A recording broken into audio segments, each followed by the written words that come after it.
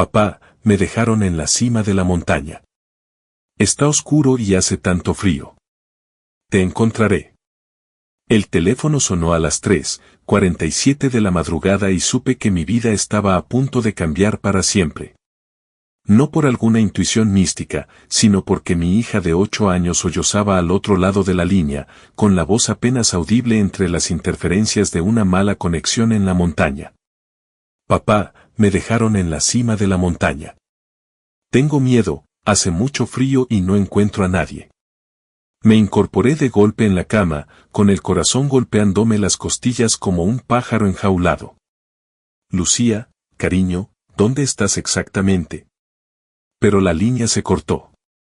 Me llamo Tomás Rivera, y 6 meses atrás creía tenerlo todo resuelto.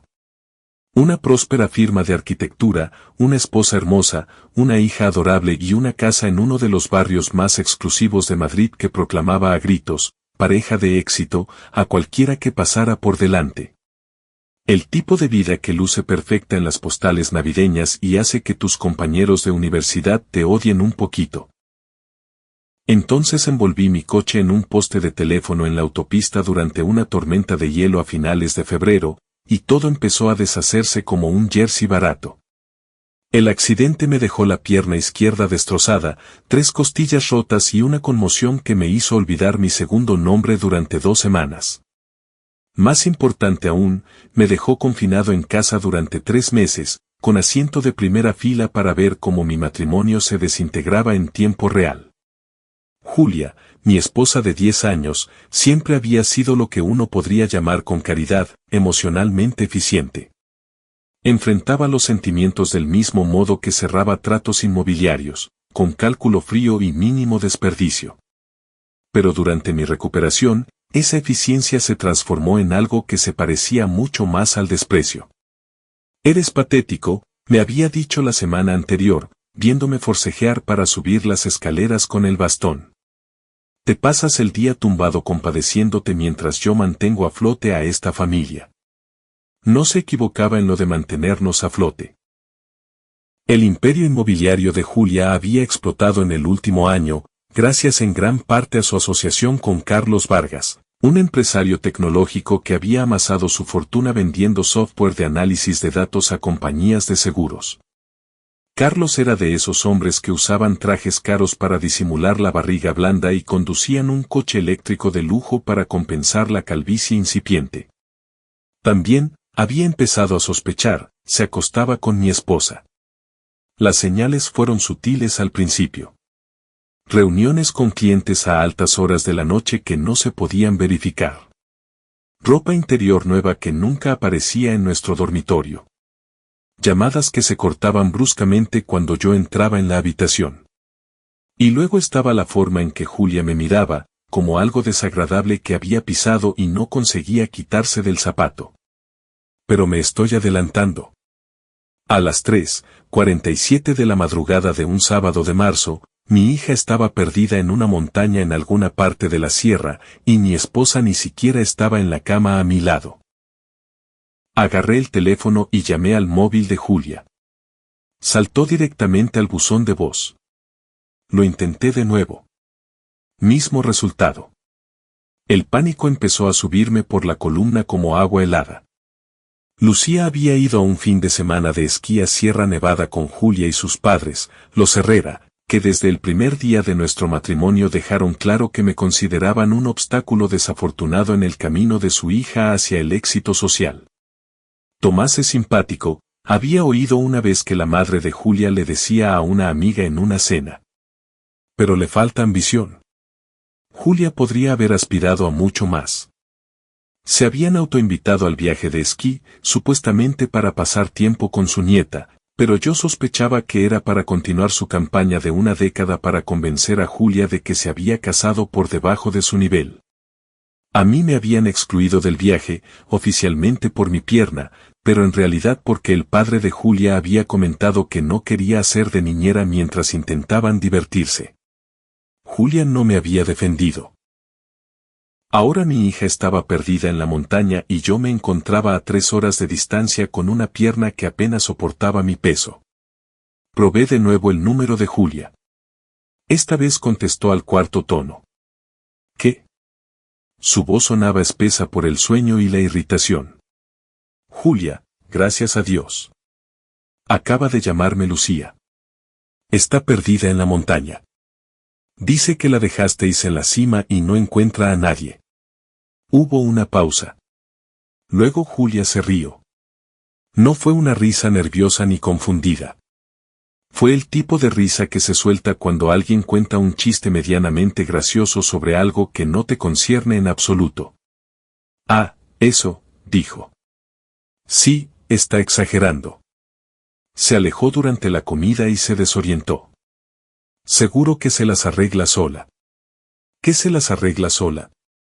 Julia, tiene 8 años y allí arriba está bajo cero. Mira, Tomás, no te llamé para que me des consejos de paternidad. Lucía es tu princesita, no mía. Nunca la quise, de todos modos. Ocúpate tú. La línea se cortó. Me quedé allí, en la oscuridad del dormitorio, mirando el teléfono en mi mano e intentando procesar lo que acababa de oír. Mi esposa de 10 años, la madre de mi hija, acababa de decirme que había abandonado a nuestra niña en una montaña y que no le importaba lo suficiente como para organizar un rescate. Fue entonces cuando supe que algo se había congelado dentro de Julia Rivera, y no estaba seguro de que fuera solo su corazón. Llamé al 112 y expliqué la situación a una operadora que me pasó con el equipo de rescate de montaña de Sierra Nevada. En menos de 20 minutos estaba en el coche, conduciendo en la oscuridad previa al amanecer hacia las montañas. Mi pierna dañada gritaba de protesta cada vez que tenía que pisar el embrague. El coordinador del rescate, un hombre curtido llamado Pedro Morales, me recibió en el refugio base mientras los primeros equipos de patrulla de esquí subían la montaña. El sol empezaba a teñir las cumbres de rosa y la temperatura se mantenía estable en 15 grados bajo cero. Tenemos equipos en todas las pistas principales, me dijo Morales, con el aliento formando nubes en el aire gélido. Si está allí arriba, la encontraremos. Pero a medida que pasaban las horas y los equipos de búsqueda regresaban con las manos vacías, empecé a prepararme para lo peor. Lucía era pequeña para su edad, apenas 27 kilos empapada. ¿Cuánto tiempo podía sobrevivir en condiciones que pondrían a prueba a un montañero experimentado? Julia y sus padres aparecieron hacia el mediodía, justo cuando la búsqueda entraba en su 9ª hora. La actuación de Julia merecía un premio. Lágrimas corriendo por su rostro, aferrada al brazo de su madre, interpretando a la perfección el papel de madre destrozada. Solo me di la vuelta y ya no estaba, sollozó Julia a un periodista que había olido la historia. Es todo para mí. No sé qué haré si no la encontramos. Observé aquella escena desde el otro lado del aparcamiento, luchando contra el impulso de acercarme y contar a todo el mundo lo que Julia me había dicho realmente cuando la llamé. Pero algo me contuvo. Un instinto que me decía que debía ser muy cuidadoso con mis próximos movimientos. A las 2:30 de la tarde, Pedro Morales se acercó a mí con la expresión de quien ha dado demasiadas malas noticias en su carrera. Tomás, necesito que te prepares. Hemos encontrado algo bajo el hielo cerca de la base de la cascada. Mi mundo se derrumbó. Todo se volvió blanco en los bordes y tuve que agarrarme al brazo de Morales para no caer. Aún no lo sabemos.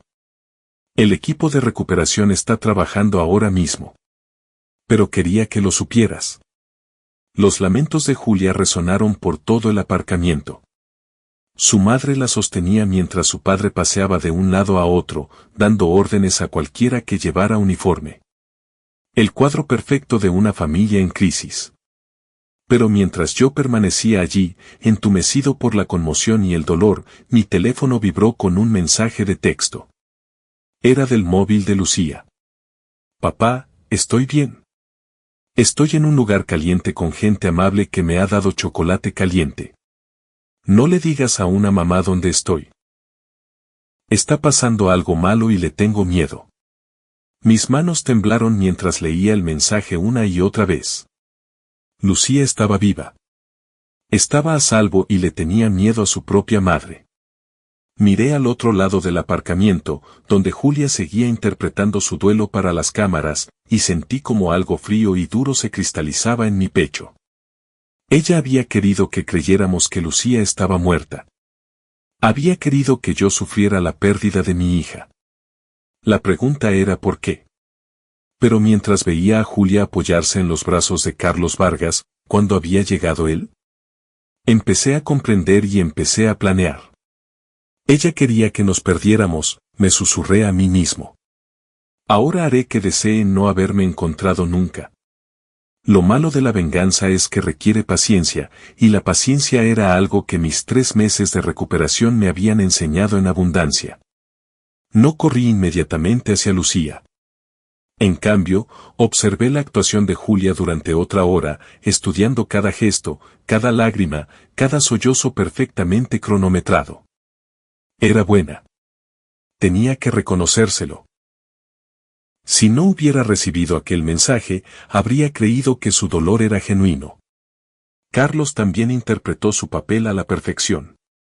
El amigo de la familia ofreciendo consuelo en un momento de crisis. Mantenía las manos en los lugares adecuados, las expresiones convenientemente sombrías. Pero capté la forma en que miraba a Julia cuando creía que nadie lo veía. No como un amigo consolando a una madre afligida, sino como un hombre protegiendo su inversión. Finalmente me acerqué a Pedro Morales y le mostré el mensaje de Lucía. Dios mío, susurró al leerlo. ¿Dónde está? Voy a averiguarlo. Pero Pedro, necesito que esto quede entre nosotros por ahora. Aquí hay algo que no encaja y necesito entender qué está pasando antes de involucrar a los demás. Morales estudió mi rostro durante un largo momento y luego asintió. Llevo 23 años en rescate de montaña, Tomás. He visto toda clase de dinámicas familiares en situaciones de crisis. Algunas no son bonitas. ¿Qué quieres decir? Que tu esposa no me ha hecho ni una sola pregunta sobre nuestros protocolos de búsqueda, no ha exigido hablar con los jefes de equipo, no ha insistido en subir ella misma a la montaña. La mayoría de los padres en su situación estarían subiéndose por las paredes pidiendo respuestas. Ella está actuando para las cámaras, no intentando encontrar a su hija. Sentí una satisfacción sombría al ver que otra persona había notado la actuación de Julia. ¿Puedes darme una hora antes de suspender la búsqueda? Creo que sé dónde puede estar Lucía. Morales asintió. 1 hora. Pero Tomás, si esa niña está realmente en peligro, tenemos que involucrar a la policía. Lo sé, y lo haremos. Solo necesito entender primero con qué estoy tratando. Respondí al mensaje desde el teléfono de Lucía. Cariño, soy papá. ¿Puedes decirme dónde estás? La respuesta llegó rápidamente. Hay un cartel que dice Estación de Rescate de Montaña 7. Una señora llamada Sara me encontró y me trajo aquí. Dice que estaba hipotérmica, pero ya estoy bien. Papá, ¿por qué me dejó mamá? Le dijo al abuelo que esperaba que me perdiera para siempre y que eso resolvería muchos problemas. Mi sangre se convirtió en agua helada. Julia no solo había abandonado a Lucía. Había esperado que nuestra hija muriera en aquella montaña. Respondí, voy a buscarte ahora mismo. No hables con nadie más hasta que llegue, ¿de acuerdo? Y cariño, tú no hiciste nada malo. Papá te quiere muchísimo. La estación de rescate 7 era un pequeño refugio de emergencia a medio camino de la montaña, accesible en motonieve o con esquís de travesía. Pedí prestado equipo a la patrulla de esquí e hice el trayecto de 20 minutos con mis piernas gritando de protesta a cada metro. Sara Martínez, la voluntaria que había encontrado a Lucía, me recibió en la puerta. Era una enfermera jubilada que pasaba los inviernos colaborando con el rescate de montaña. Tu hija es extraordinaria, me dijo mientras me hacía pasar. Estaba casi hipotérmica cuando la encontré hacia las 8 de la mañana, pero no entró en pánico. Me contó exactamente lo que había pasado. Y Tomás, tienes que saber que esto no fue un accidente. Lucía estaba envuelta en mantas junto a una estufa de leña, sorbiendo chocolate caliente de un termo. Al verme, rompió a llorar, no de miedo, sino de alivio. Papá, sabía que me encontrarías. La abracé fuerte, sintiendo su pequeño cuerpo temblar contra el mío. Estoy aquí, pequeña. Ya estás a salvo. ¿Puedes contarme exactamente qué pasó? La historia de Lucía salió a trompicones, interrumpida por lágrimas y momentos en los que parecía dudar si debía contarme aquellas cosas sobre su madre. Estábamos comiendo en el restaurante de la cima de la montaña, empezó. Mamá y el abuelo hablaban de cosas de dinero. Algo sobre un seguro y cuánto dinero recibirían si os pasaba algo a ti y a mí. Mi corazón se detuvo. ¿Qué clase de seguro, cariño? No lo sé. Pero el abuelo dijo que mamá había sido lista al contratar la póliza extra sin decírtelo. Y luego mamá dijo que si yo tenía un accidente en la montaña sería triste, pero también resolvería sus problemas. Sara y yo cruzamos una mirada. ¿Qué pasó después, Lucía? Mamá me dijo que fuera al baño, pero en lugar de indicarme dónde estaba, señaló un sendero y dijo que el baño estaba por allí. Cuando le dije que no veía ningún edificio, se enfadó y dijo que ya era mayor para arreglármela sola. Así que caminé por el sendero buscando el baño, pero me perdí y empezó a nevar muy fuerte. ¿Cuánto tiempo estuviste perdida antes de que te encontrara Sara? No lo sé, mucho tiempo. Intenté volver, pero no encontraba el restaurante. Tenía mucho frío y miedo. Entonces te llamé, pero el teléfono se quedó sin batería. Sara intervino, Tomás, la encontré hacia las 8 de la mañana, lo que significa que estuvo expuesta a los elementos durante al menos 6 horas a temperaturas bajo cero. Si hubiera permanecido allí mucho más. No necesitó terminar la frase. Todos sabíamos cómo habría acabado. Hay algo más, papá, dijo Lucía en voz baja. Cuando subíamos ayer a la montaña, oí a mamá hablando por teléfono con ese hombre, Carlos. Dijo que después de este fin de semana tú ya no serías un problema y que podrían estar juntos sin tener que preocuparse por dividir todo en un divorcio. Las piezas encajaban, formando una imagen tan fea que apenas podía procesarla. Julia y Carlos lo habían planeado. Habían contratado una póliza de seguro de vida sobre Lucía y sobre mí, y luego habían orquestado la desaparición de nuestra hija para cobrar el dinero y eliminar las complicaciones de un divorcio. Pero habían subestimado dos cosas, la inteligencia y los instintos de supervivencia de Lucía, y el hecho de que 3 meses postrado en la cama me habían dado mucho tiempo para pensar en los cambios en el comportamiento de mi esposa. Saqué el teléfono y llamé a mi mejor amigo, Sergio Morales, el hermano menor de Pedro y experto en ciberseguridad que me debía más favores de los que ninguno de los dos podía contar. Sergio, necesito tu ayuda. ¿Puedes venir a mi casa en 2 horas y traer tu portátil? Vamos a destruir a unas personas. Dios mío, Tomás, ¿qué está pasando? Te lo explico cuando llegues, pero Sergio, esto es cuestión de vida o muerte y se va a poner feo. Me volví hacia Sara. Necesito que mantengas a Lucía aquí unas horas más. ¿Puedes hacerlo? Por supuesto, pero Tomás, tienes que llamar a la policía. Lo haré, pero primero necesito reunir pruebas. Si voy ahora a la policía solo con el testimonio de Lucía, Julia y Carlos se rodearán de abogados y dirán que está traumatizada y confundida. Necesito pruebas de lo que han hecho. Sara asintió con gravedad. ¿Cuánto tiempo necesitas? Hasta esta noche.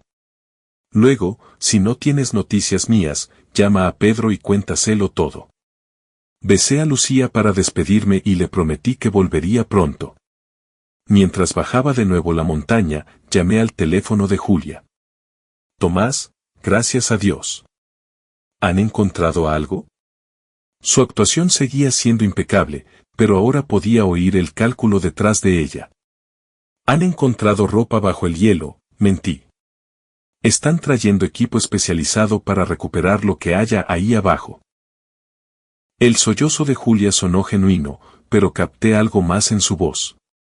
¿Alivio? ¿Satisfacción? No puedo soportar esto, Tomás. Carlos va a llevarme de vuelta a Madrid.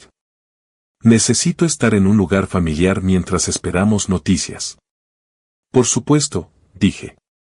Yo me quedaré aquí hasta que la encuentren. Tomás, siento lo que te dije por teléfono antes. Estaba medio dormida y asustada. Sabes que quiero a Lucía. Lo sé, mentí. Lo superaremos juntos. Pero cuando colgué, ya estaba planeando cómo destrozar el mundo de Julia pedazo a pedazo. El primer paso era la póliza de seguro que Lucía había oído mencionar. El segundo era documentar la aventura de Julia con Carlos. El tercero sería el más satisfactorio, ver cómo ambos se daban cuenta de que habían subestimado al hombre equivocado. Julia creía estar casada con un arquitecto roto y patético que estaba demasiado dañado para contraatacar. Estaba a punto de descubrir que 3 meses de inactividad forzosa me habían dado mucho tiempo para pensar, planear y prepararme para la guerra. Y en la guerra, la primera baja es siempre la confianza. Sergio Morales llegó a mi casa a las 6 en punto de la tarde, con una bolsa llena de equipo electrónico que probablemente violaba varias leyes. Sergio era de esos tipos capaces de entrar en el menú del almuerzo del ministerio si se lo proponía, pero usaba sus habilidades sobre todo para el bien y, ocasionalmente, para ayudar a sus amigos en divorcios complicados. Vale, habla, dijo Sergio, instalando su portátil en la mesa de la cocina. Pedro me ha contado lo básico, pero necesito detalles. Le conté todo, la llamada de Lucía, la reacción de Julia, el hallazgo de Lucía viva y, sobre todo, lo que Lucía había oído sobre la póliza y el plan de Julia. Sergio silbó por lo bajo. Dios mío, Tomás, eso es intento de homicidio. Por eso necesito pruebas antes de ir a la policía. Julia es lista y tiene dinero. Si la acuso sin pruebas, dirá que Lucía está traumatizada y confundida y yo pareceré un exmarido vengativo intentando destruirla en una batalla por la custodia. ¿Qué necesitas de mí? Primero, ayúdame a encontrar esa póliza de seguro. Lucía dijo que el abuelo mencionó que Julia la había contratado sin decírmelo, lo que significa que falsificó mi firma o mintió en la solicitud. Los dedos de Sergio volaron sobre el teclado. ¿Cuál es tu número de identidad? Se lo di y en pocos minutos estaba revisando bases de datos que definitivamente no deberían estar al alcance de civiles. Bingo, dijo Sergio. Póliza de seguro de vida contratada hace 3 meses. 2 millones por ti, 1 millón por Lucía. La beneficiaria es Julia Rivera. Mira esta firma. Giró el portátil hacia mí.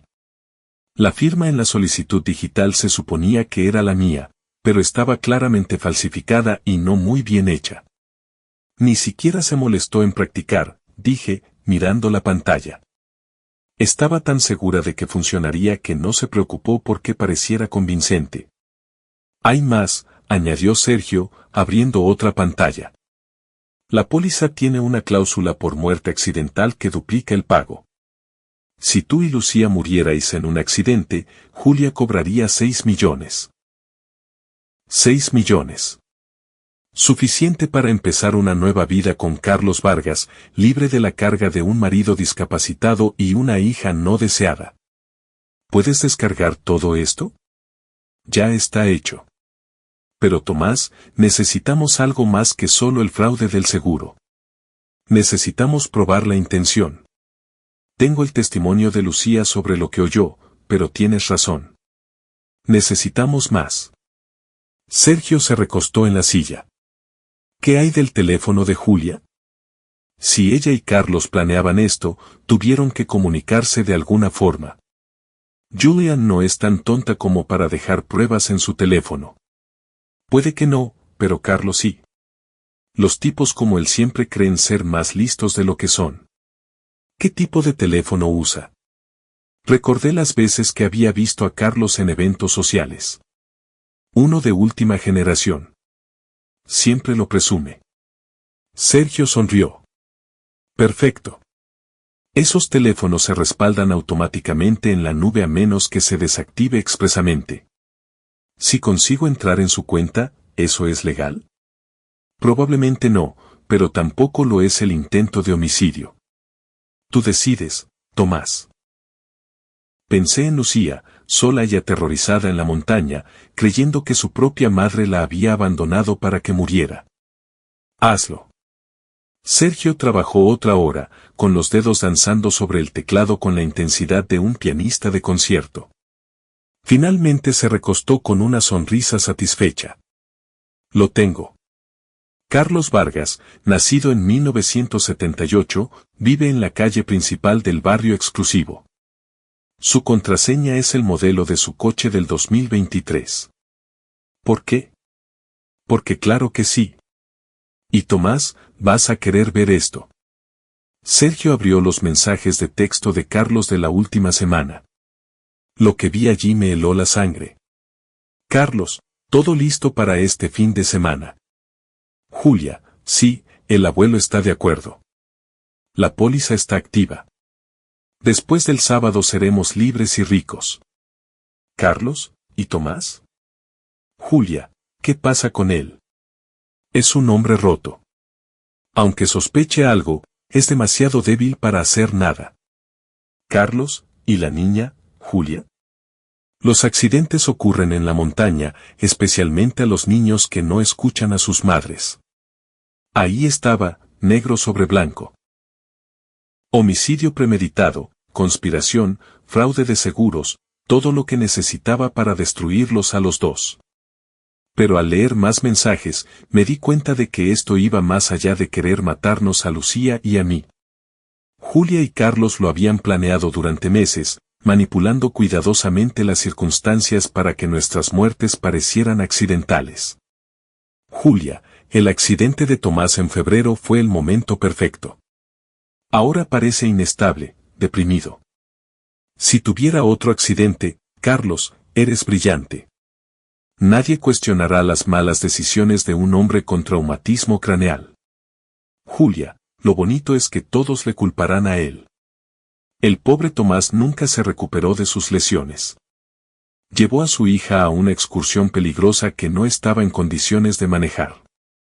Habían planeado eliminarnos a los dos y hacer que pareciera culpa mía. Julia sería la viuda afligida, recogiendo simpatía y dinero del seguro mientras empezaba su nueva vida con Carlos. Sergio, ¿puedes copiar todo esto? Ya está hecho, Tomás. Esto es suficiente para meterlos a los dos en la cárcel 20 años. Pero mientras miraba las pruebas de la traición de mi esposa, me di cuenta de que la cárcel no era suficiente. Quería que sufrieran como habían hecho sufrir a Lucía. Quería que experimentaran el mismo terror, la misma impotencia y la misma traición que habían planeado para nosotros. No voy a ir aún a la policía, dije. Sergio me miró como si hubiera perdido la cabeza. Tomás, esa gente intentó matar a tu hija. ¿Qué más necesitas? Necesito que confiesen. Necesito que admitan lo que han hecho de una forma que no puedan explicar con abogados caros. Y necesito que todo el mundo vea qué clase de personas son realmente. ¿Qué estás planeando?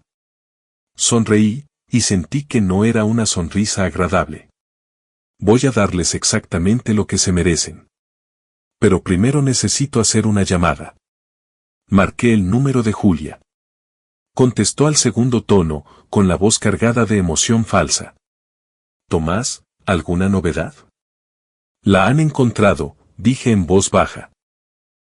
La brusca inhalación de Julia sonó genuinamente sorprendida. Está viva, Julia. Hipotérmica y traumatizada, pero viva. El rescate de montaña la encontró en un refugio de emergencia. Hubo una larga pausa. Cuando Julia habló de nuevo, su voz había cambiado. Menos dolor, más cálculo. Gracias a Dios, dijo, pero pude oír la decepción debajo. ¿Dónde está ahora? En el hospital de la estación. La mantienen en observación durante la noche. Voy hacia allí ahora. Te veré allí. No, dije con firmeza. Lucía está traumatizada. No para de decir que la dejaste a propósito. Los médicos creen que es mejor que no te vea hasta que haya recibido algo de apoyo psicológico. Otra pausa. Eso es ridículo. Yo nunca, lo sé. Pero ahora mismo tenemos que hacer lo mejor para Lucía. Dale unos días para recuperarse. Luego la llevaremos a casa y le conseguiremos la ayuda que necesita. La voz de Julia se volvió fría. De acuerdo, pero Tomás, quiero estar involucrada en todas las decisiones sobre su tratamiento. También es mi hija. Por supuesto, mentí. Te llamaré mañana con novedades. Después de colgar, Sergio me miraba con una mezcla de admiración y preocupación. Estás jugando un juego peligroso, Tomás. Si Julia se da cuenta de que sabes lo que hizo, no lo hará. El mayor punto débil de Julia es que cree ser la persona más inteligente de cualquier habitación. Está tan convencida de que soy un hombre roto y patético que no puede imaginar que yo pueda estar planeando algo. ¿Y exactamente qué estás planeando? Miré a mi amigo, leal y brillante Sergio, que lo había dejado todo para ayudarme sin pedir nada a cambio, y tomé una decisión que cambiaría nuestras vidas para siempre. Voy a destruirlos, Sergio. Completamente y sin piedad. Voy a quitarles todo lo que tienen, todo lo que son y todo lo que esperan llegar a ser. Y cuando termine, desearán no haber oído nunca el nombre de Tomás Rivera. Sergio guardó silencio un largo momento. Luego cerró el portátil y me miró con la misma expresión que tenía cuando éramos niños planeando bromas elaboradas contra nuestros hermanos mayores. De acuerdo, dijo. ¿Por dónde empezamos? Empezamos con el coche de Carlos. A las 3 de la madrugada del domingo, Sergio y yo fuimos a la casa de Carlos en uno de los barrios más exclusivos de Madrid. Carlos vivía en una monstruosidad moderna que parecía un cubo de cristal diseñado por alguien que nunca había oído hablar del concepto de hogar. Su preciado coche eléctrico de lujo estaba en la entrada circular como un monumento a su propia importancia. ¿Estás seguro de esto? Susurró Sergio mientras nos deslizábamos por el césped perfectamente cuidado. ¿Intentó matar a mi hija? Susurré de vuelta. Estoy seguro. Lo que le hicimos al coche de Carlos no era exactamente ilegal, pero sí muy creativo. Sergio había traído una colección de objetos que harían miserable la vida de Carlos sin causar daños permanentes. Bombas de olor industriales que se activarían cuando el coche alcanzara la temperatura de funcionamiento. Un pequeño dispositivo que haría que su sistema de sonido de lujo reprodujera canciones infantiles a todo volumen cada vez que intentara usar el teléfono.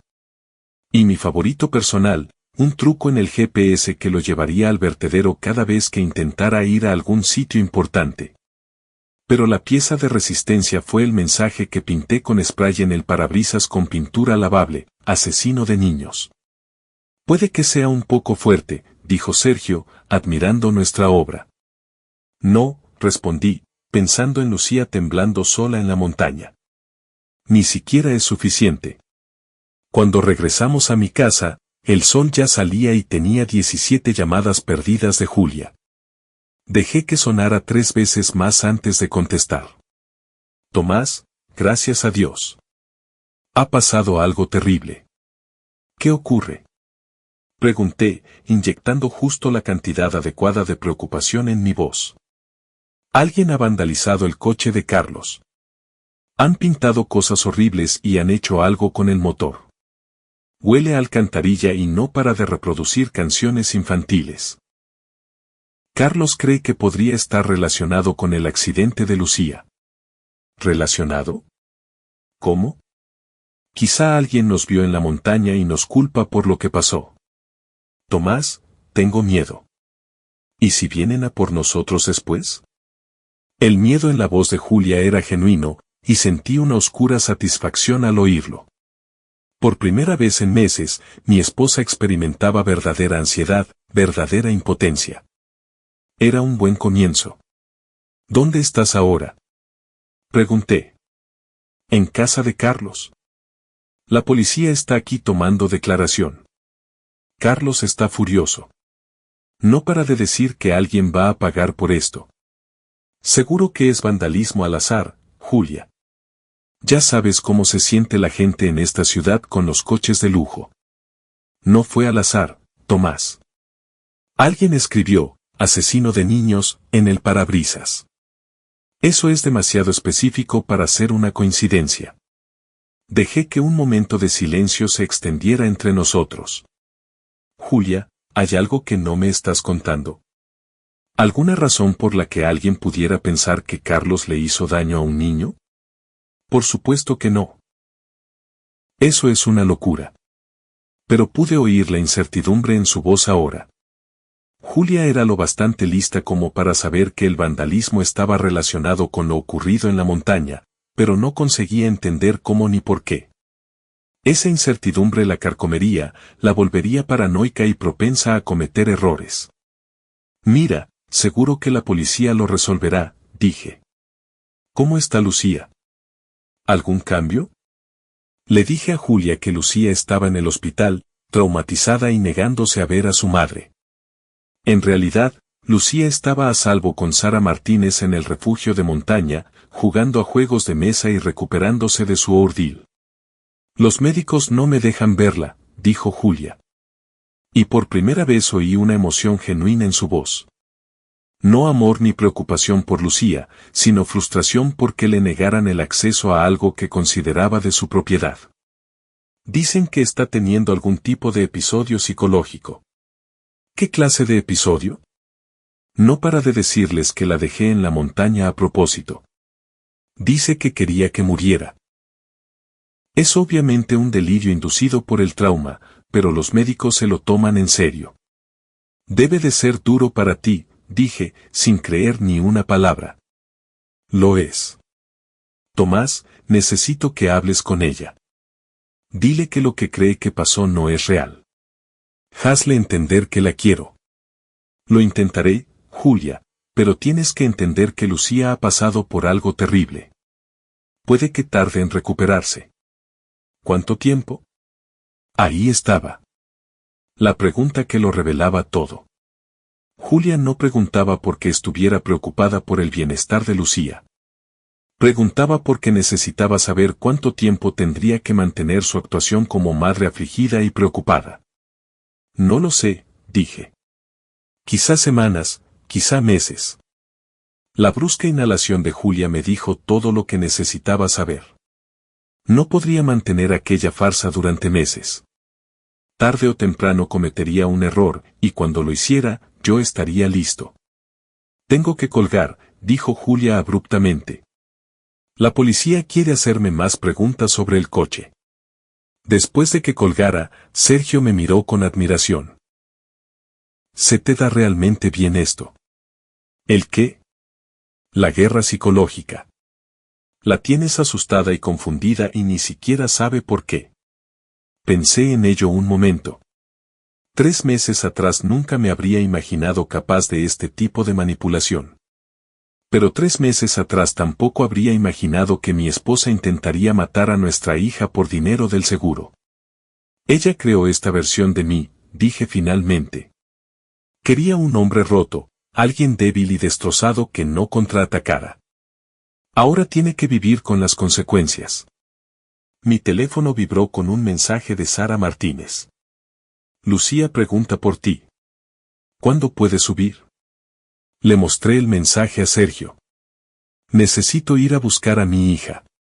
¿Puedes seguir monitorizando las comunicaciones de Carlos? Por supuesto. Pero Tomás, ¿cuál es el objetivo final aquí? No puedes mantener a Lucía escondida para siempre. Tenía razón, por supuesto. Eventualmente tendría que traer a Lucía a casa y enfrentarme al sistema legal. Pero aún no estaba listo.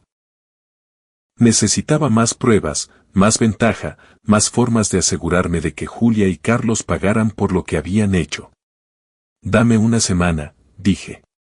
Una semana para reunir todo lo que necesitamos para destruirlos por completo. Sergio asintió. Una semana.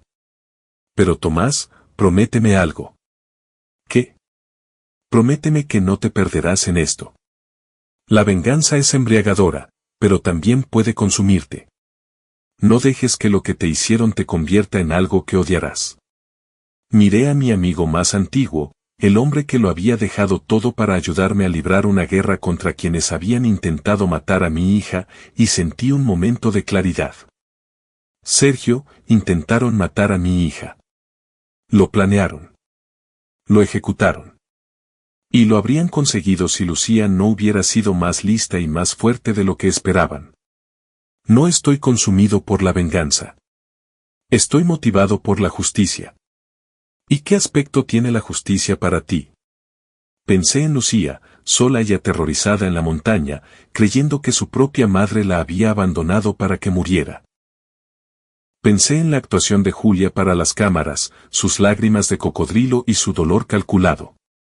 Pensé en la arrogante confianza de Carlos de que podía matar a una niña y salir impune.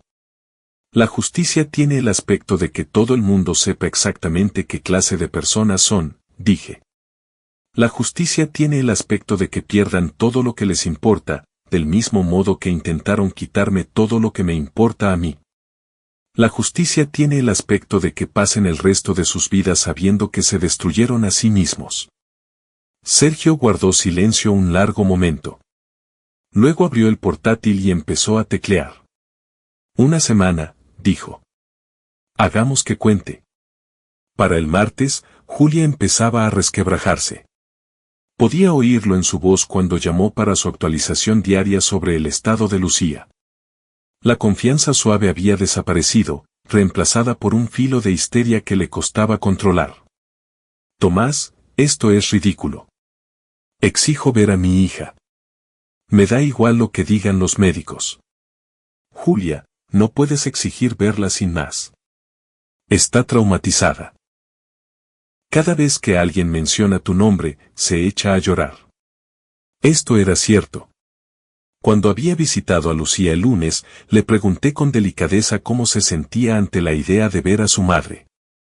Lucía había roto a llorar y me había suplicado que no la obligara a volver con la señora mala que quería que me muriera. Es mi hija, chilló Julia. Tengo derechos legales y tendrás oportunidad de ejercerlos. Pero ahora mismo los médicos se centran en su recuperación. ¿Qué médicos? ¿Qué hospital? Quiero nombres, Tomás. Quiero hablar con alguien al mando.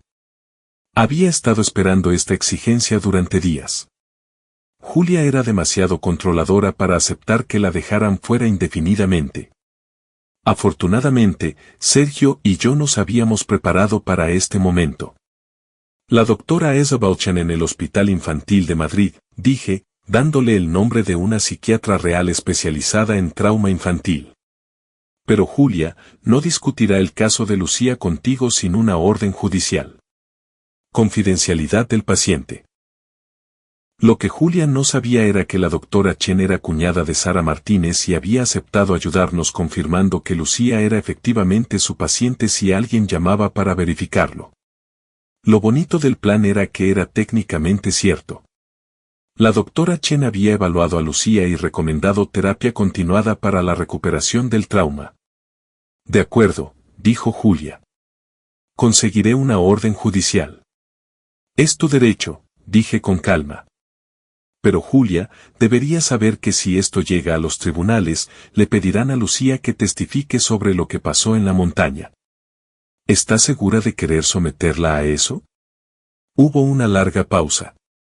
Julia era lo bastante lista como para darse cuenta de que el testimonio de Lucía sería devastador, especialmente si se producía en un tribunal abierto donde los periodistas pudieran oírlo. Solo quiero ver a mi hija, dijo Julia. Y por primera vez sonó genuinamente derrotada. Lo sé, y lo harás, pero tenemos que hacerlo de la forma correcta por el bien de Lucía. Después de colgar, llamé a Sergio. ¿Cómo va la vigilancia? Mejor de lo esperado. Julia y Carlos comieron ayer en el club de campo. Tengo audio del dispositivo que puse en su coche. Sergio había conseguido colocar un dispositivo de escucha en el coche de Carlos mientras lo reparaban del vandalismo del domingo por la mañana. Técnicamente ilegal, pero las conversaciones que habíamos grabado eran puro oro. Ponlo, dije. Los altavoces del portátil de Sergio cobraron vida con la voz de Carlos, tensa por la ansiedad. Esto se está yendo de las manos, Julia. ¿Alguien sabe algo? Eso es imposible. Las únicas personas que estaban allí éramos nosotros, mis padres y Lucía. Y Lucía estaba inconsciente cuando la encontraron. Entonces explica el vandalismo. Explica por qué alguien pintó, asesino de niños, en mi coche. Podría ser cualquiera. Quizá alguien del trabajo de Tomás que nos culpa por lo que pasó. No estás pensando con claridad. Esto es acoso dirigido. Alguien sabe lo que hicimos. Hubo una pausa, luego la voz de Julia, fría y calculadora. Aunque alguien sospeche algo, no pueden probar nada. El testimonio de Lucía no aguantará en los tribunales. Tiene 8 años y está traumatizada. Sin pruebas físicas, solo es especulación. ¿Y la póliza de seguro? ¿Qué pasa con ella? Los cónyuges contratan seguros de vida todo el tiempo. El hecho de que falsificara la firma de Tomás es lamentable, pero no es prueba de homicidio. La risa de Carlos fue amarga. Lamentable, Julia. El fraude de seguros es un delito grave. Solo si pueden probar que tenía intención de cobrarlo. Y como Tomás y Lucía están vivos, no hay fraude, solo un error de papeleo. Sergio detuvo la grabación. Ha pensado en todo, ¿verdad? No en todo, dije con gravedad. No ha pensado en lo que pasa cuando todo el mundo oiga esta conversación. ¿Qué quieres decir? Llevaba días pensando en ello, desde que empezamos a reunir pruebas. Julia tenía razón. Legalmente sería difícil probar el intento de homicidio. Un buen abogado podría argumentar que el abandono de Lucía fue negligencia, no intención de matar. La póliza de seguro podría explicarse como fraude, no como conspiración de homicidio. Incluso las conversaciones grabadas podrían descartarse como desahogo o discusiones hipotéticas. Pero Julia había cometido un error crucial. Había construido toda su vida sobre su reputación. Su negocio inmobiliario dependía de la confianza y las conexiones sociales. Su relación con Carlos se basaba en el deseo mutuo de subir en la escalera social. Su posición en los círculos más selectos de Madrid lo era todo para ella. Y todo eso podía destruirse en una sola tarde. Sergio, ¿cuántos seguidores tiene la cuenta de cotilleos de la alta sociedad madrileña? Sergio consultó la cuenta en su teléfono. 200.000. ¿Por qué?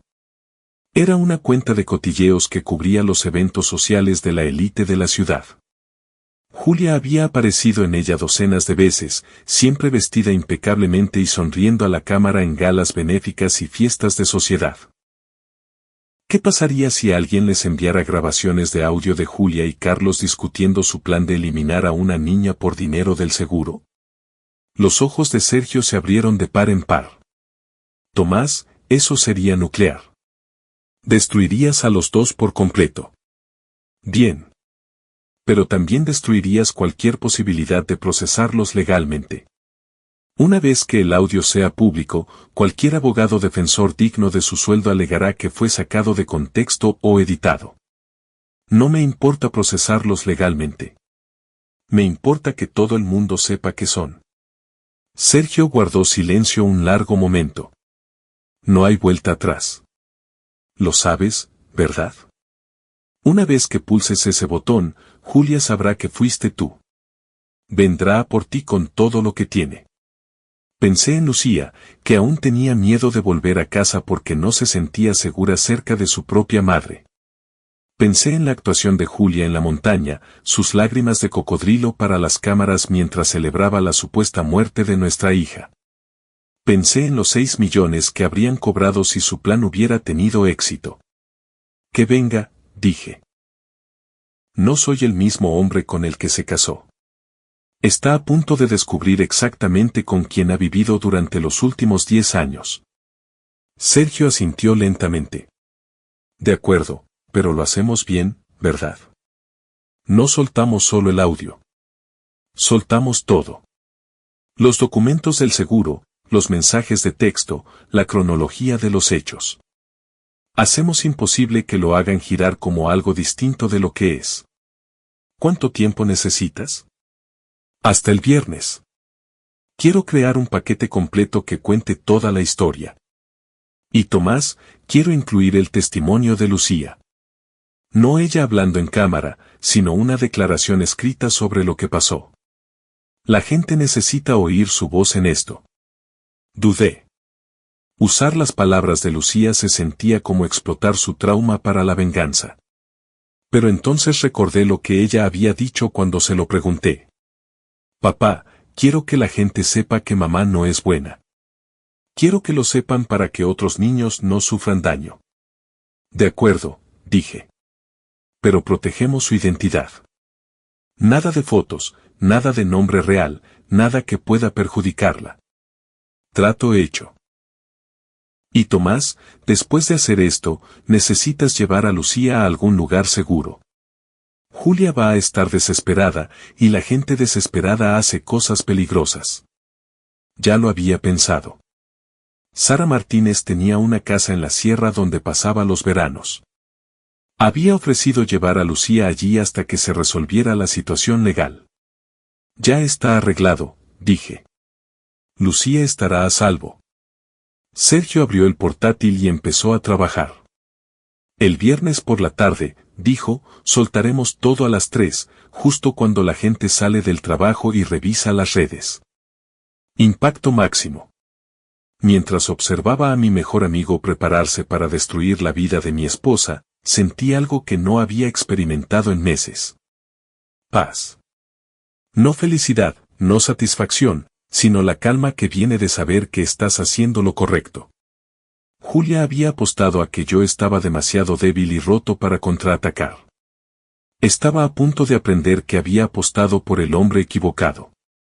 Y en 2 días, todo el mundo sabría exactamente qué clase de persona era realmente. La tarde del viernes llegó gris y fría, con ese tipo de clima madrileño que hace que todo el mundo quiera quedarse en casa y revisar el teléfono. Condiciones perfectas para lo que Sergio y yo habíamos planeado. A las 2:45 estaba sentado en mi coche frente a la oficina inmobiliaria de Julia, observando a través de los ventanales del suelo al techo cómo dirigía lo que parecía una reunión importante con un cliente.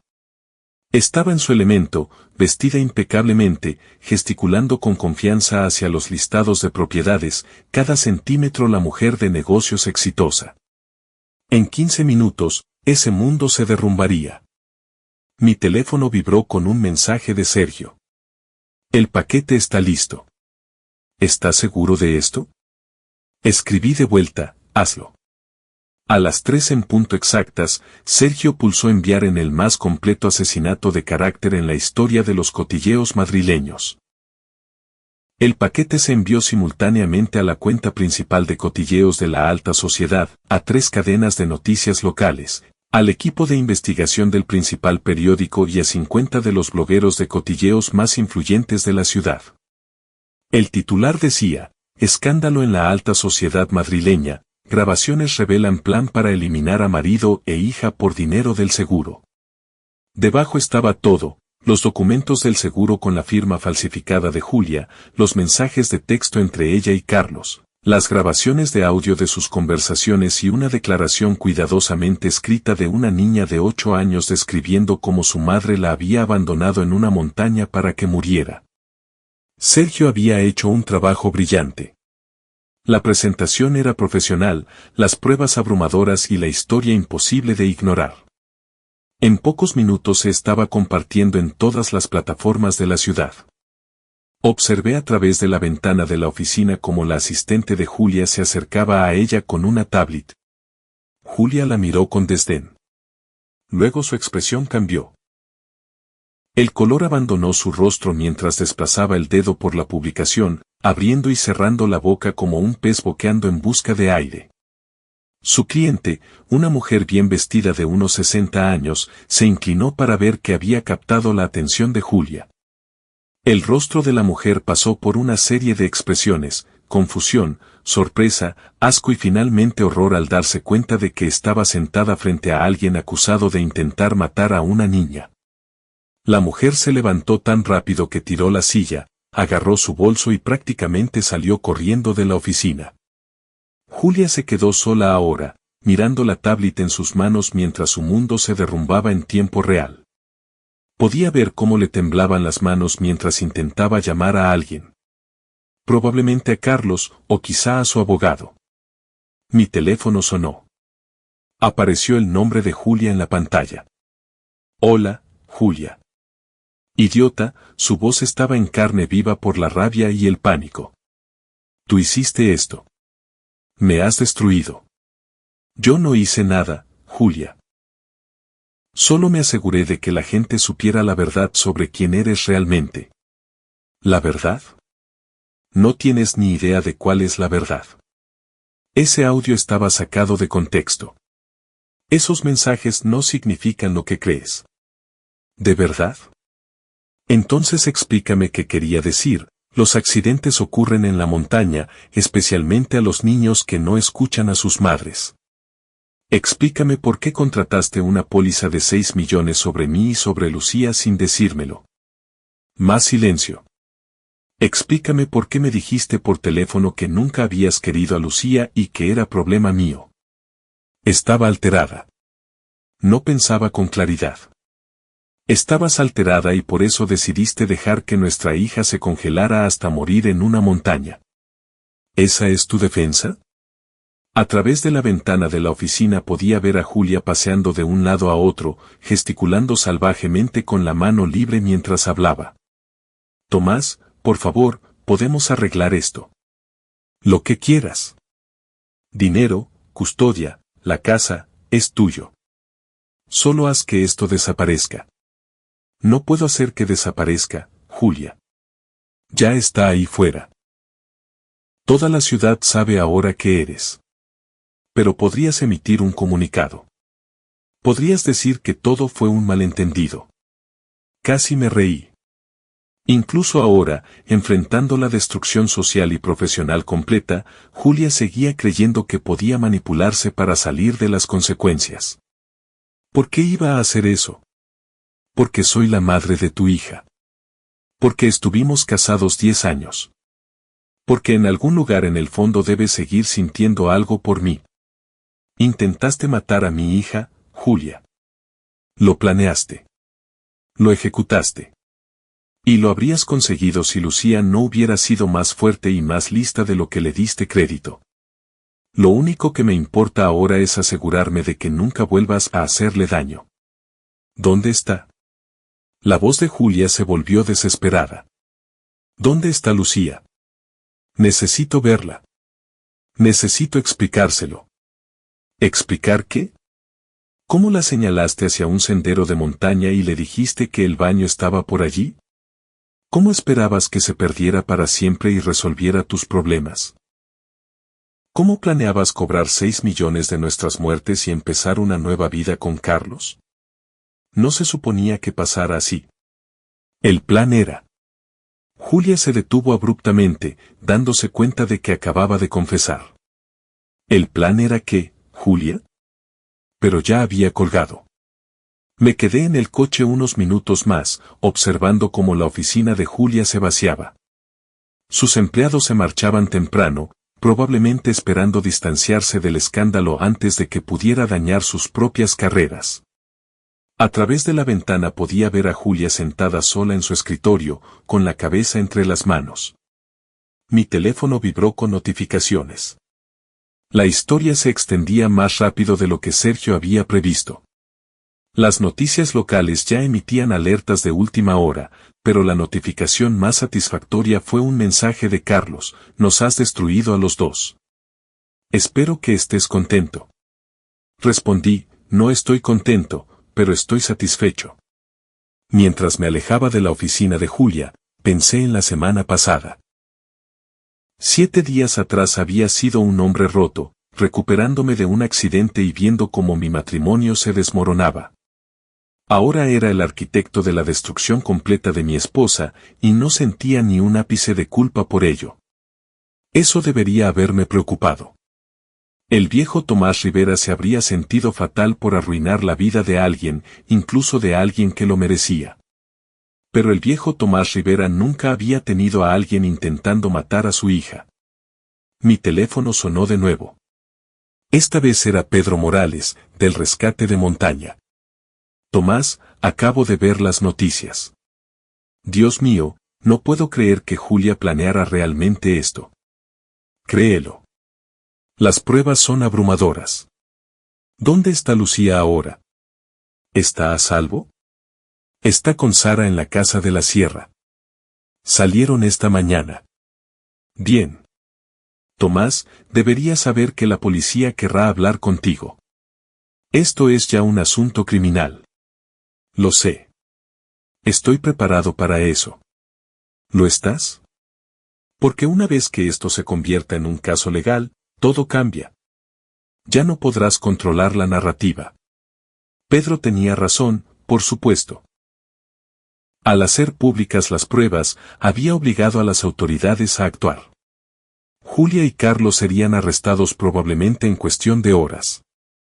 Habría juicios, testimonios, cobertura mediática. Lucía tendría que revivir su trauma en los tribunales. Pero ese era un precio que estaba dispuesto a pagar para asegurarme de que Julia nunca tuviera la oportunidad de hacer daño a otro niño. Pedro, ¿puedo preguntarte algo? Claro. En todos tus años en rescate de montaña, ¿has visto alguna vez algo parecido? ¿Un padre poniendo deliberadamente en peligro a su propio hijo? Hubo una larga pausa. Una vez, dijo Pedro finalmente. Hace unos 15 años, un padre llevó a su hijo de excursión al Parque Nacional. El niño cayó por un precipicio y murió. Al principio pareció un accidente, pero algo no encajaba. Resultó que el padre había contratado una póliza de seguro de vida sobre el niño 6 meses antes. ¿Qué le pasó? Cadena perpetua. Pero Tomás, ese caso tardó 3 años en procesarse. El padre tenía dinero y buenos abogados. Casi se sale con la suya.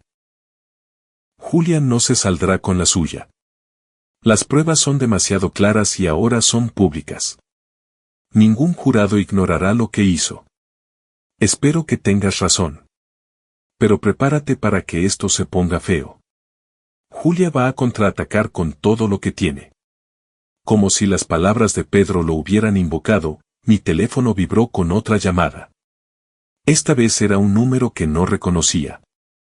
Tomás Rivera, soy Rebeca Martínez de Canal 7 Noticias. Nos gustaría programar una entrevista con usted sobre las acusaciones contra su esposa. Estaba empezando. En cuestión de horas mi teléfono no pararía de sonar con peticiones de entrevistas, amenazas legales y probablemente amenazas de muerte de los partidarios de Julia. Mi tranquila vida como arquitecto en recuperación había terminado. Pero al pensar en Lucía, a salvo en la sierra y finalmente libre de la mujer que había intentado matarla, me di cuenta de que no me importaba. Que vengan. Que Julia lance todo lo que tenga contra mí. Ya había ganado la única batalla que importaba. Mi hija estaba viva y todo el mundo sabía exactamente qué clase de persona había intentado quitármela. Ahora venía el ajuste de cuentas. El ajuste de cuentas llegó más rápido de lo que esperaba. Para la mañana del sábado, Julia y Carlos habían sido arrestados a ambos. Los cargos eran extensos: conspiración para cometer homicidio, poner en peligro a un menor, fraude de seguros y un puñado de delitos menores que probablemente se negociarían. Pero los 3 principales eran suficientes para meterlos a los 2 en prisión durante décadas. Estaba en mi cocina tomando café y leyendo la portada del principal periódico cuando alguien empezó a aporrear la puerta principal. A través de la mirilla pude ver a los padres de Julia, los Herrera, flanqueados por 2 hombres con trajes caros que gritaban, abogados, por todas partes. Abrí la puerta pero mantuve la cadena puesta. Señores Herrera, caballeros. Hijo de, gruñó el padre de Julia. Has destruido a nuestra hija con tus mentiras y fabricaciones. En realidad, destruye a su hija con sus propias palabras. ¿Quieren que ponga de nuevo las grabaciones de audio? Uno de los abogados dio un paso adelante. Señor Rivera, soy David Gómez, representando a la familia Herrera.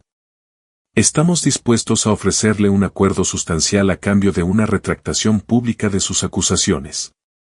¿Cuánto de sustancial? 5 millones. Casi me reí. Me ofrecían casi tanto dinero como Julia habría cobrado de mi muerte para fingir que no había intentado matarme. Es muy generoso, pero no me interesa. 10 millones, dijo Gómez sin dudar. Sigo sin interesarme. La madre de Julia habló por primera vez, con la voz goteando ese tipo de furia arrogante que solo surge de toda una vida comprando la salida de las consecuencias. Tomás, estás siendo poco razonable. Julia cometió un error, pero no merece que le destruyan la vida por ello. ¿Un error? La miré a través de la rendija de la puerta. Su hija intentó matar a su propia nieta. Abandonó a una niña de 8 años en una montaña a temperaturas bajo cero y esperó que muriera. ¿Qué parte de eso suena como un error? Julia nunca haría daño a Lucía. Entonces explique la póliza de seguro. Explique los mensajes. Explique por qué me dijo que nunca había querido a Lucía y que era problema mío. El padre de Julia dio un paso adelante, con el rostro rojo de rabia. Esas grabaciones son falsas. Contrataste a alguien para fabricarlas y culpar a Julia. ¿De verdad?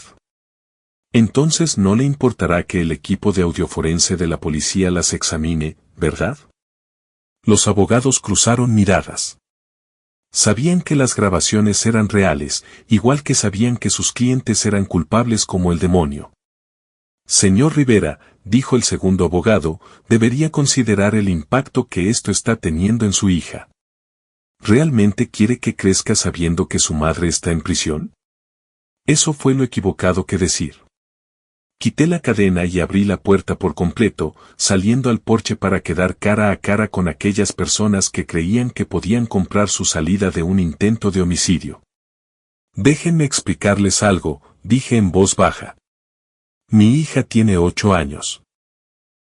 Hace 3 días me llamó llorando y aterrorizada porque su madre la había abandonado en una montaña para que muriera.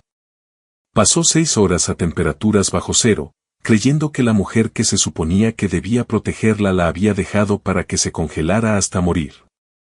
Tiene pesadillas. Tiene miedo de dormir sola. Me pregunta todos los días si la señora mala va a volver a intentar hacerle daño otra vez. Hice una pausa, dejando que calara. Así que no quiero que Lucía crezca sabiendo que su madre está en prisión. Quiero que crezca sabiendo que cuando alguien intentó hacerle daño, su padre luchó. Quiero que sepa que las acciones tienen consecuencias y que ni el dinero ni el estatus social pueden comprar la salida de intentar matar a un niño. El padre de Julia se acercó más, bajando la voz a un susurro amenazante. Te vas a arrepentir de esto, Tomás. Tenemos recursos que ni te imaginas. Te destruiremos en los tribunales. Te quitaremos todo lo que tienes. Sonreí, y sentí que no era una sonrisa agradable. Señor Herrera, está en su derecho de intentarlo, pero debería saber que llevo planeando esta conversación desde el martes. Sergio, mi amigo, salió de detrás de la esquina de la casa sosteniendo una cámara de video. Cada palabra de esta conversación ha quedado grabada, dije, incluida su oferta de soborno y su amenaza de destruirme en los tribunales. Estoy seguro de que los fiscales lo encontrarán muy interesante. Los abogados ya se estaban retirando, reconociendo un desastre cuando lo veían, pero el padre de Julia estaba demasiado enfadado para pensar con claridad. ¿Te crees muy listo, verdad? ¿Crees que has ganado? Julia va a salir de estos cargos, y cuando lo haga, se llevará a Lucía. Nunca volverás a ver a tu hija. En realidad, señor Herrera, los derechos parentales de Julia fueron terminados ayer. Audiencia de custodia de emergencia. Lucía es legalmente mía ahora, y Julia nunca volverá a tener contacto sin supervisión con ella. El color abandonó el rostro del padre de Julia. Eso es imposible. Nos habrían notificado. Os notificaron. La notificación se entregó a Julia en la cárcel ayer por la tarde. ¿No os lo dijo? La madre de Julia empezó a llorar. No las lágrimas elegantes de una dama de sociedad, sino los sollozos feos de una mujer que ve cómo se derrumba la reputación de su familia en tiempo real. Esto no ha terminado, dijo el padre de Julia. Pero su voz había perdido el filo amenazante. Sonaba como lo que era, un viejo desesperado viendo cómo se derrumbaba su mundo. Sí ha terminado, dije. Terminó en el momento en que Julia decidió hacer daño a mi hija. Todo lo que ha pasado desde entonces solo han sido las consecuencias desarrollándose. Después de que se marcharan, Sergio y yo entramos de nuevo. Estaba sonriendo como un niño en Navidad. Ha sido precioso, Tomás. Los has manejado perfectamente. Volverán con mejores abogados y una estrategia más sofisticada. Que vengan. Ahora tienes la ley de tu lado. Julia está en la cárcel. Tienes la custodia completa de Lucía. Y las pruebas de lo que hizo son abrumadoras. Mi teléfono sonó. Era Sara Martínez llamando desde la sierra. Tomás, acabo de ver las noticias. ¿Estás bien? Estoy bien. ¿Cómo está Lucía? Está procesándolo. Dio parte de la cobertura. Quería preguntarte si la señora Mala va a ir a la cárcel. Sí, durante mucho tiempo. Y quería decirte que está orgullosa de ti por ser valiente. Sentí que se me llenaban los ojos de lágrimas por primera vez desde que empezó toda esta pesadilla. Dile que yo también estoy orgulloso de ella. Y dile que papá va a asegurarse de que siempre esté a salvo. Tomás, hay algo más. Lucía quiere volver a casa. Dice que ya no tiene miedo porque todo el mundo sabe la verdad ahora. ¿Está preparada para eso? La atención mediática va a ser intensa.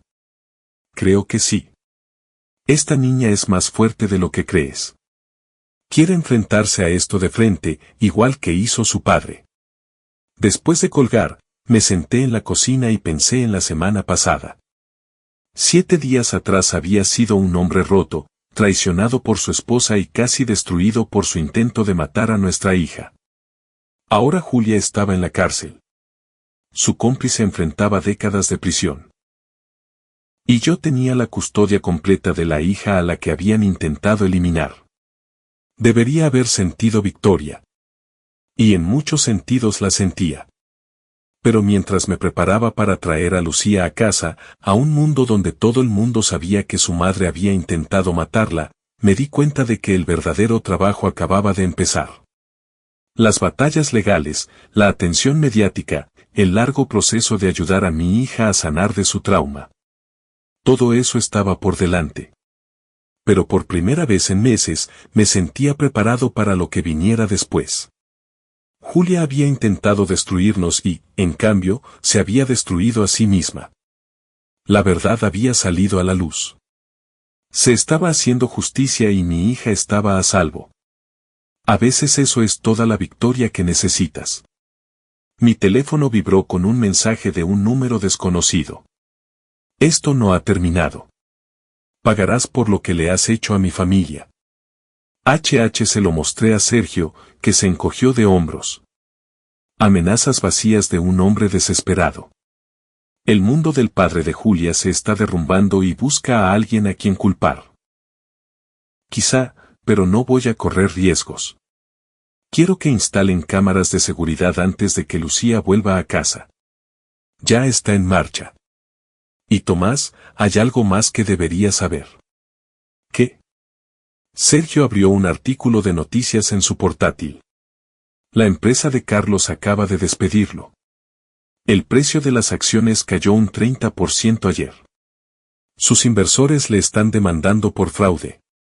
El hombre está acabado. Leí el artículo sintiendo una sombría satisfacción. Carlos Vargas había creído ser lo bastante listo como para matar a una niña y salir impune. En cambio, lo había perdido todo, su empresa, su fortuna, su libertad y su futuro. Bien, dije. Se merece todo lo que le viene. ¿Y Julia? Pensé en mi esposa de 10 años sentada en una celda, enfrentando la destrucción de todo lo que había construido. Su imperio inmobiliario se estaba derrumbando. Su posición social había sido aniquilada. Y pasaría los próximos 20 años en prisión. Julia tomó su decisión cuando decidió hacer daño a Lucía. Ahora tiene que vivir con las consecuencias. Al decir esas palabras, me di cuenta de que algo había cambiado fundamentalmente dentro de mí. El hombre que se había casado con Julia Rivera 10 años atrás se habría sentido culpable por destruir su vida, incluso después de lo que había hecho. Pero ese hombre había desaparecido, reemplazado por alguien más duro, más calculador y absolutamente implacable cuando se trataba de proteger a su hija. Julia había querido crear un hombre roto. En cambio, había creado a un enemigo.